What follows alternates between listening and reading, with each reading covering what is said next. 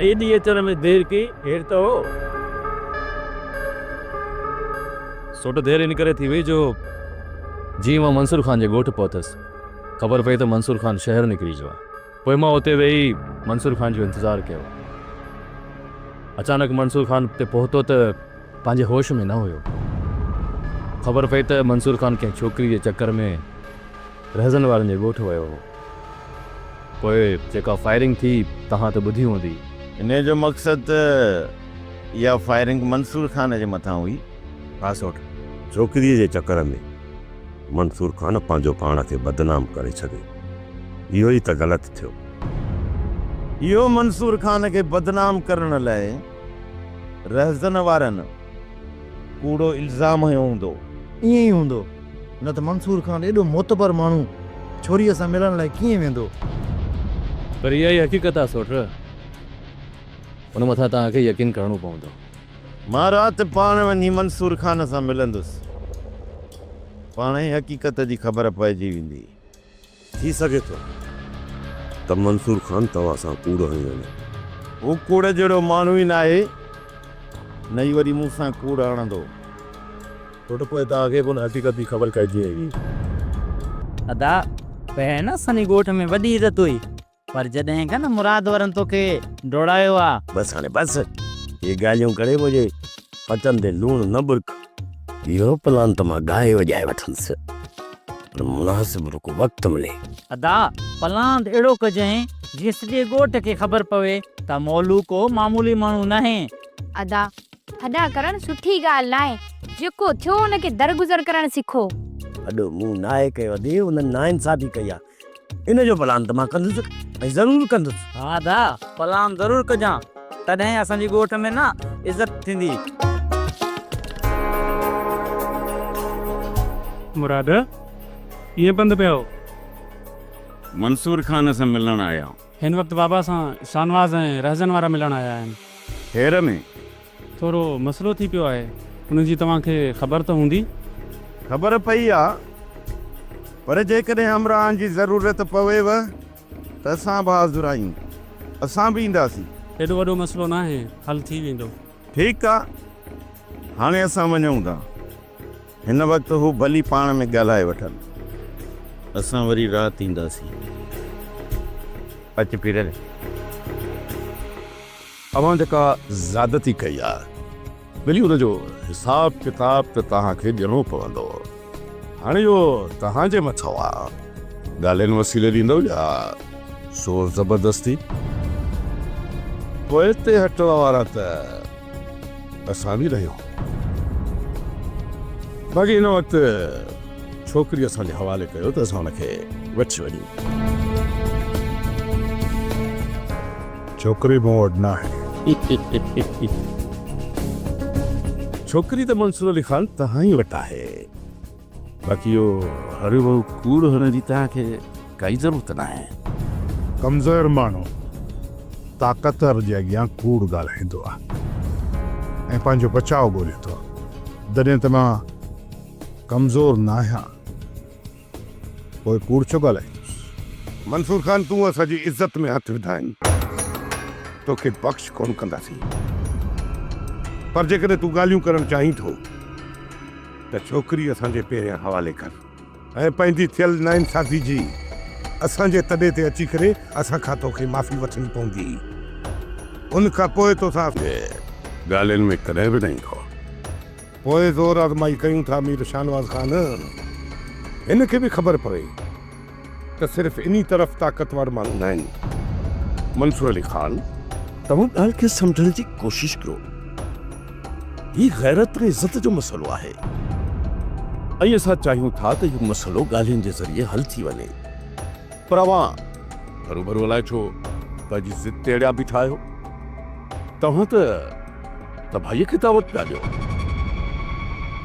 मूंखे नथो लॻे त सोट मीर शाहनवाज़ जे ज़ोर ते मंसूर खान खे झुकाए सघंदो। सौट ॿी का वाट बि कोन हुई। सोट, मूंखे मंसूर खान जे तरफ़ वञणु घुरिबो। जेकॾहिं असां वञूं हा त अतीअ खे वापसि आणे पिया सघूं, पर मसइलो हाणे ज़िद में थी वियो। जेकॾहिं सौट कूंज मंसूर खान वटि हूंदी त हुनखे वापसि ज़रूरु कराईंदा। मिठड़ा तूं अञा मंसूर खान खे चङी तरह कोन थो सुञाणी। हर माण्हू इहो ई चवंदो आहे त हू उन्हनि जो यार आहे। जेके उन सां इज़त सां पेश ईंदा आहिनि हू बि उन्हनि सां इज़त सां पेश ईंदो आहे। बाक़ी जंहिं आकर ॾेखारी त उन जो कंध झुकाइण खां सवाइ हू बि नाहे मुड़ंदो। अदा वॾा वियो आहे, सौट खे वापसि ज़रूरु आणींदा। मीर जाफ़र पराए कुल्हे ते बंदूक रखी हलाइण जी कोशिश न कयो, छो त ही पहिरियों ई क़ौम तबाही जे किनारे ते बीठी आहे। वधीक पंहिंजो मक़सदु हासिल करण लाइ हिन क़ौम खे दुश्मनी तरफ़ न धिकियो त बहितर आहे। मंसूर खान तव्हां मूंखे छॾियो, मां त खणी क़ौम जो ग़द्दार आहियां तव्हांजे चवण मुताबिक़। पर तव्हां त क़ौम जा ख़ैर ख़्वाह आहियो न। ख़ैर ख़्वाह ईअं थींदा आहिनि जेकी ॿियनि जे न्याणियुनि में बुरियूं नज़रूं विझनि। मां इनकारी न आहियां मीर जाफ़र। मूंखे ख़बर न आहे त मां छोकिरीअ सां कीअं मिलियुसि ऐं कीअं मोहबत थी, मूंखे का ख़बर न आहे। अॻिते हली मूंखे ख़बर पई त उहा छोकिरी ककर जी भेण ऐं रहज़न जी सौट आहे, त पोइ बि मां उन छोकिरीअ सां शादी करण लाइ तयारु हुउसि। मूंखे तूं ई इहो ॿुधा त छा इहो ग़लति अमल आहे? अमल इहो बुरो न आहे जो तव्हां शादी करणु चाहियो था। तव्हांजो बुरो अमल इहो आहे त तव्हां हिकिड़ी छोकिरी जेकी मंगियल आहे उनखे वरगलायो। तव्हां उन छोकिरी सां अकेलाई में मिली करे असांजी इज़त खे दाग़दार कयो।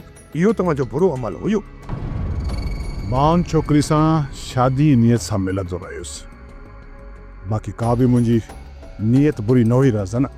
मंसूर अली ख़ान, मूंखे त ताजुब थो अचे तव्हां एतिरा मोतबर माण्हू थी ॻाल्हियूं कहिड़ियूं पिया कयो?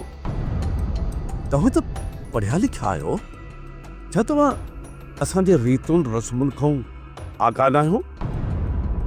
हिते असांजी धरती ते कंहिं बि ख़ैर मर्द खे कंहिंजी छोकिरीअ सां मिलण खे अज़ीम गुनाह सम्झो वेंदो आहे ऐं उनखे कारो करे मारियो वेंदो आहे। निकिरणो पवंदो असांखे हिननि सड़ियल रीतुनि रस्मनि ऐं रवाजनि खां। छा त तव्हां हिते मग़रिबी तहज़ीब खे नथा चाहियो त जे हितां जा नौजवान ओबाश छोकिरा ऐं छोकिरियूं पेंटियूं पाए हथ हथ में ॾेई हिक ॿिए सां घुमंदा वतनि?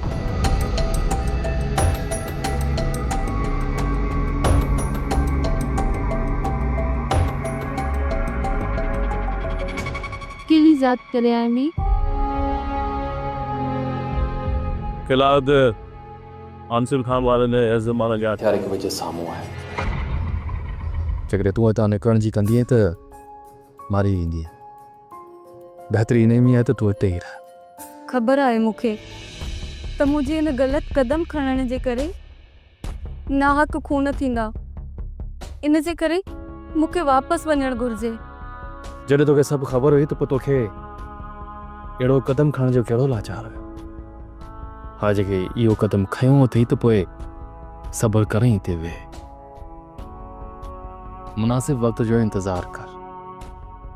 जी वक़्त साज़गार थियो त मां तव्हांखे मंसूर खान वटि छॾे ईंदुसि। माहौल सही थियण में घणो वक़्तु लॻंदो? जेकॾहिं पाण में ठहिया त 2 ॾींहंनि में ठही वेंदा। जेकॾहिं न ठहिया त 2 साल बि लॻी सघनि था। 2 साल? छा 2 साल? हा, 2 साल। इन करे चवां थो त पुराणी यादुनि खे दिलि मां कढी छॾे, हिते रहण जी हैर विझ। मीर जाफ़र, छा इहो बहितर आहे त माण्हुनि जी दिलनि में नफ़रतूं विहारे ज़ाती दुश्मनुनि खे हवा ॾेई गैरत जे नाले ते मासूम नियाणियुनि जा कंध कपियूं? छा असां पंहिंजी औरतुनि खे कनीज़ूं सम्झूं जॾहिं त इस्लाम बि औरत खे बराबरी जो हक़ ॾिनो आहे?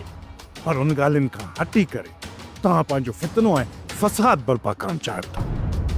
मीर जाफ़र, तूं केतिरो फितनो परस्त आहे।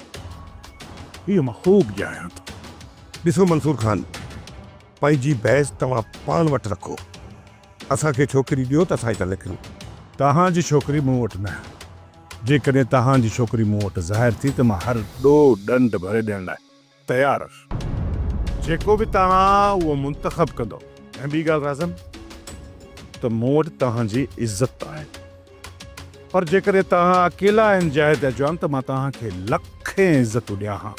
पर शायदि तव्हां इहो सोचो त मां मीर जाफ़र खे पाण सां गॾु कयूं वञा त शायदि मंसूर खान मूंखां डिॼी वञे। ने जहिड़ा कई मीर जाफ़र उनजी चुप्पी अचे तौक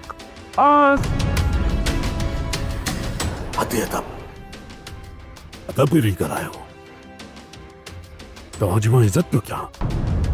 हिन जो मक़सदु इहो त न आहे त तव्हां हर हर मूंखे मीर जाफ़र ख़ान पिया कोचो। तव्हां मुंहिंजी तौहीन कयो पिया। इन जो मक़सदु मंसूर अली ख़ान हरगिज़ इहो न आहे त मां तव्हां खां टुझां पियो ऐं नई वाह कोयरो कमज़ोर आहियां। जे तव्हांखे पंहिंजी ताक़त ते ग़ुरूर आहे त पोइ तव्हां असांजे विच में हाणे फ़ैसिला हथियार कंदा। हथियार अचने सर हिन बदमस्त माण्हू सां ॻाल्हाइण वक़्त जो ज़्यान आहे। हलिया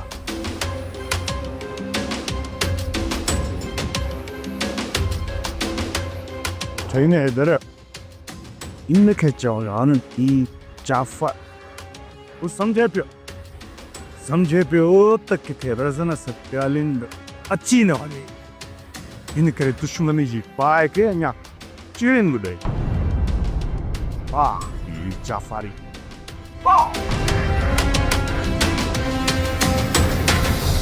ज़ोर ज़बर जी बात न मनबी, मौत लड़े तब मार्च न मनबी। चाहे धरती उथली पए पर रोशन कारी रात न मनबी। तो ॻाल्हि ॿुधो, बाबा मंसूर सां वॾो मसइलो थियो आहे। कहिड़ो मसइलो? राज़न वारनि कयो आहे, उन्हनि खे उन्हनि जी हद ॾेखारणु लाज़मी आहे। बाबा जो चवणु आहे त पंहिंजे क़ौम वारनि जे अॻियां कॾहिं बि ताक़त जो मुज़ाहिरो न कजो।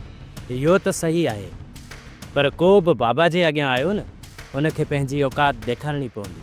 बाबा मतासिर क़ुर्बान करण जो वाइदो कयो आहे। पोइ हिते कोन हटंदासीं। को बि क़दम खणण खां पहिरियां बाबा सां सलाह ज़रूरी आहे। आमन सही थो चवे।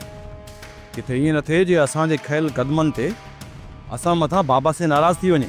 बाबा जी नाराज़गी अखियुनि ते जिन बाबा खे कमज़ोर सम्झी बाबा मथां हमलो कयो आहे, उन्हनि खे उन्हनि जी औकात ॾेखारणु लाज़मी आहे। असां माठ करे वेही रहियासीं त उहे बाबा खे कमज़ोर सम्झंदा। हर अहिड़े गेरे खे बाबा जे मथां आंगुर खणण न ॾींदासीं। पोइ ॾियो सलाह, ॿी संगत खे गॾु कयूं। फ़िलहाल असां हलूं था।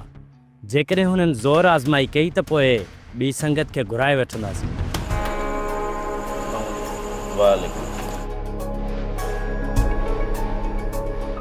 मंसूर खान पुलिस खे पुलण जो आसरो ॾिनो या न? सोट मां हुन सां मिलियो ई न आहियां। वया बि सही, मिलिया बि न। पर छो सोट? जेका तव्हां ख़बर ॿुधी उन में पूरी हक़ीक़त आहे। इन फायरिंग जी वठा में रज़न वारनि जी छोकिरी ॻोठु छॾे निकिरी वई आहे। उन छोकिरीअ खे मोटाइण जे चकर में रज़न वारा शाहनवाज़ खान ऐं मंसूर खान सां वञी मिलिया आहिनि। हिन वक़्तु मंसूर खान पंहिंजे मसइलनि में उलझियल आहे, तंहिं करे पंहिंजो ॿार उन जे मथां रखणु इहो मूं मुनासिब न सम्झो। सोट हींअर रज़न वारनि जो पूरो ज़ोर मंसूर खान जे मथां आहे ऐं उन्हनि मां असांखे को बि ख़तरो न आहे। तॾहिं रज़न वारनि तां ज़ोर टुटो न ऐं उन्हनि तां ॿार हल्को थियो त रज़न वारनि जो पहिरियों वॾायो जीअं तव्हांखे मुनासिबु लॻे। पर मूंखे त इहो ई वक़्तु मुनासिबु लॻो। वधीक मुंहिंजी हिन सलाह ते गौर ज़रूरु कजो। मां आज़ादु।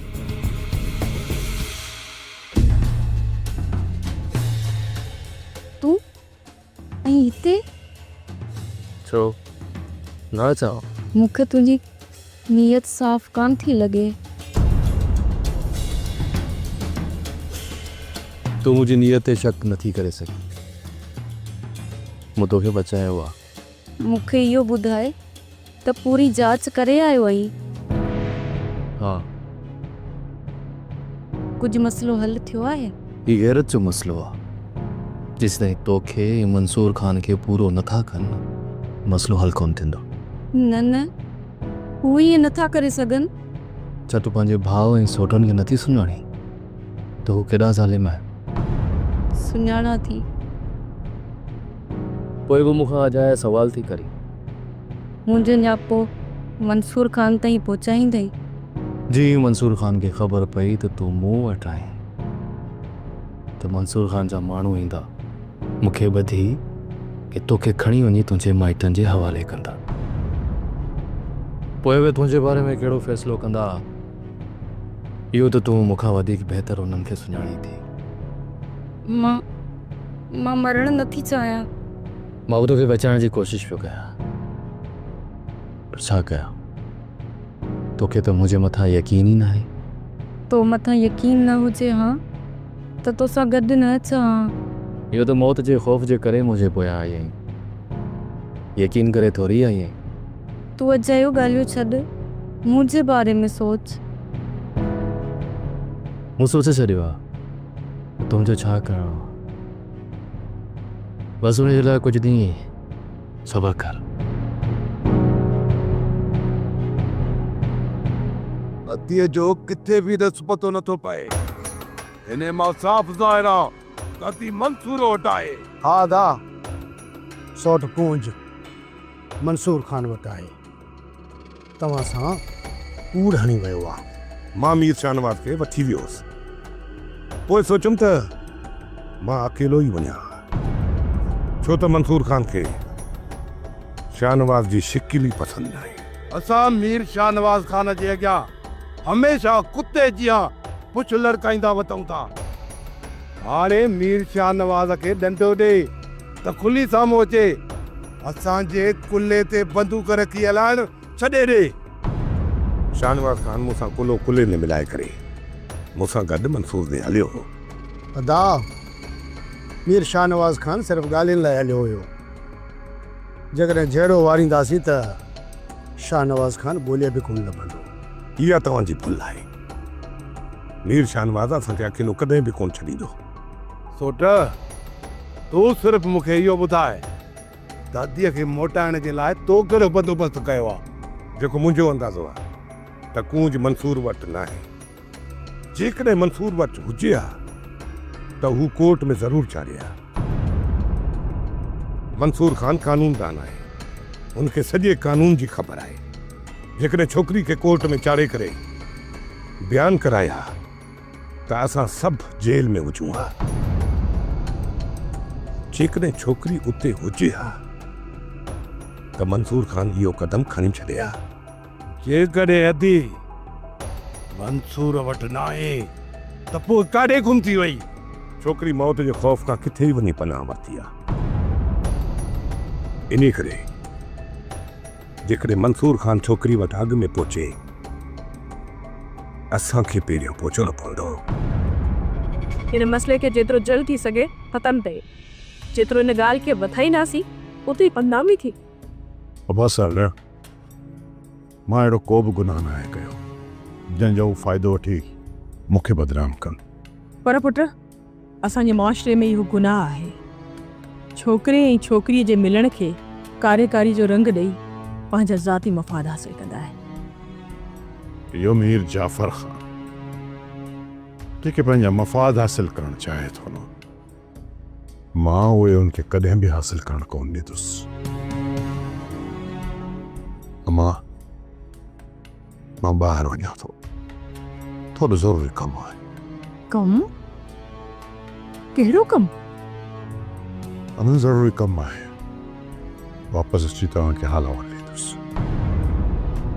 तोखे हुन मुसीबत में मां वेठो आहे, इन करे हुन मुसीबत मां तोखे मां ई कढंदुसि। मुंहिंजी ज़िंदगी हाणे ज़िद जो मर्कज़ बणिजी चुकी आहे। हाणे मां आख़िर ताईं ख़ुशि न रही सघंदसि। तोखे ख़ुशियुनि जी ज़मानत मां थो ॾियां। जेके ॾुख तोखे मुंहिंजे तरफ़ खां मिलिया आहिनि, उन्हनि ॾुखनि खे मां तड़े कढंदुसि ऐं तुंहिंजी झोली ख़ुशियुनि सां भरे छॾींदुसि। इहो हाणे नामुमकिन आहे। सभु कुझु मुमकिन आहिनि। तूं मायूस न थी। हिकिड़ो ग़लति फ़ैसिलो थी वियो, उनखे तूं पंहिंजे दिलि में विहारे छॾियो। हा भाॼी इहो मुंहिंजे करे थियो, ग़लती मुंहिंजी आहे।